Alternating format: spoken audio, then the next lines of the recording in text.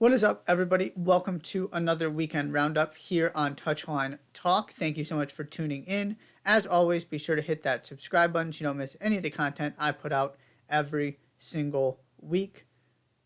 The entire weekend roundup this time dedicated to the World Cup. 3 games, groups I want to discuss, starting with probably your game of the weekend, France 2, Brazil 1.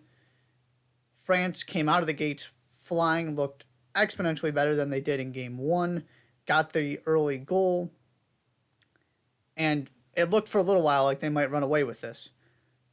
And then Brazil really started showing up, turned things around, got control of the game.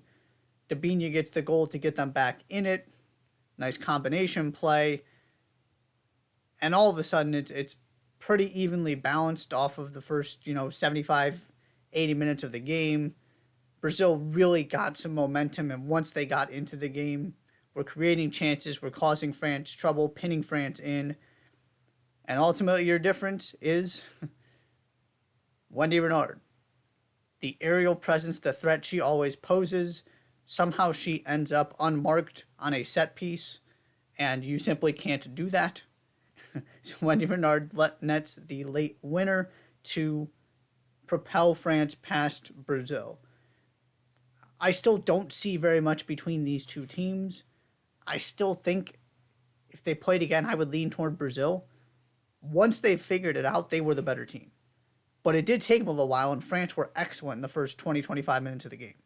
Definitely deserved to be leading when they went ahead. So I don't see very much between these two teams still. It's not like this game clarified much in that sense. I thought it was fairly evenly matched, and that the balance of play was fairly even over the totality of the 90 minutes. However, what this means because of that late winner is that Brazil have to beat Jamaica to get to the knockout stage, whereas France are in really good position, pretty much in control of this group if they do what they're supposed to. They've got the easiest game, in theory, remaining. They should win this group. It's not a technical guarantee if I did the math correctly, but they are in control. And Brazil now have to make sure that they win that game because Jamaica are a point ahead of them right now. That would have changed significantly had this game ended in a draw. Then you're talking about Brazil being in control of this group and France having some pressure going into that last game, having drawn twice. But instead, France get the 3 points, a massive win, massive confidence boost, and just to feel much better about the performance overall. And so now they are in control of this group. Brazil have plenty of work to do to make sure that they get that second spot and end up in the knockout stage. So this is going to be really interesting because Jamaica just need the draw. It's going to be a tough task, but they did it against France.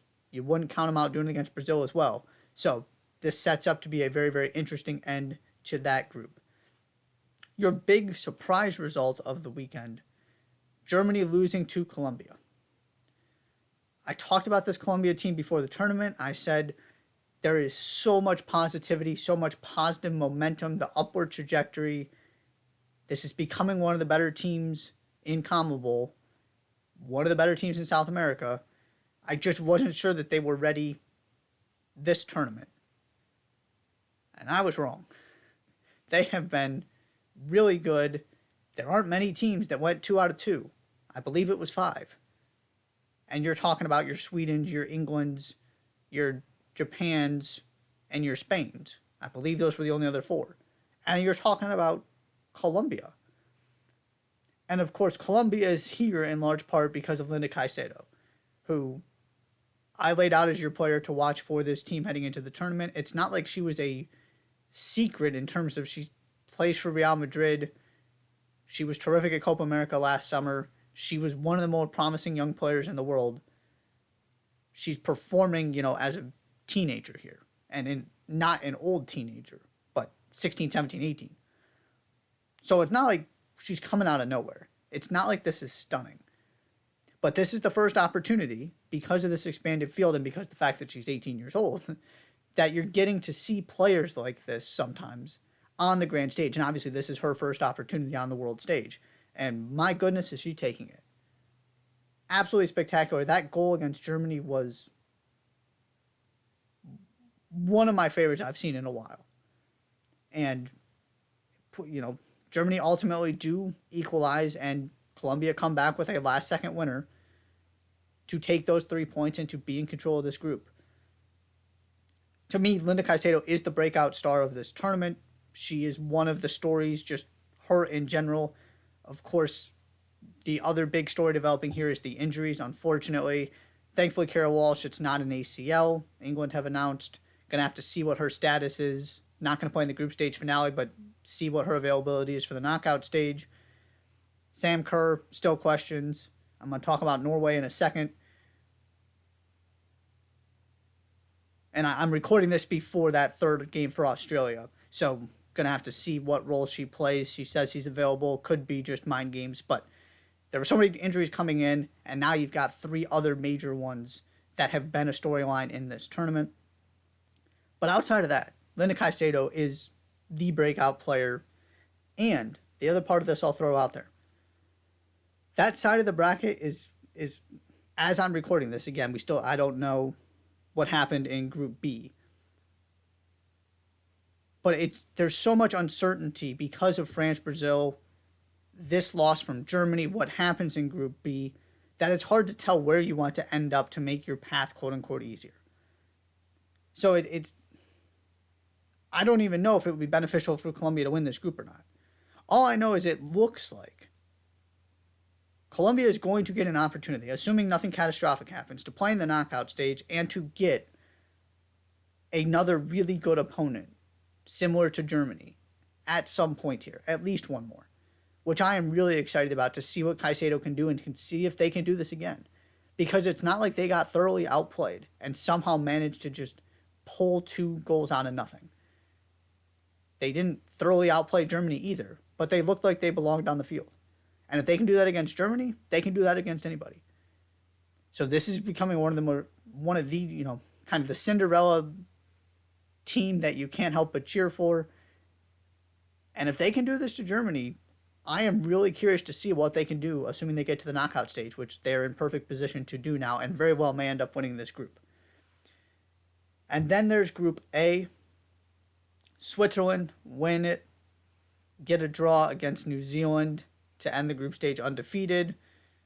Norway, sneak in as the second team, thump the Philippines to get ahead of New Zealand on goal difference and get their first win in the tournament. Hegerberg, not available. Caroline Grant-Hansen back into the starting lineup. It doesn't change how I feel about this Norway team. I'm out at this point. There's clearly something going on systemically and culturally that hasn't been fixed yet with this group of players and this manager. But I don't want them. If I'm the United States, I don't want them in the round of 16. I would still rather play Switzerland.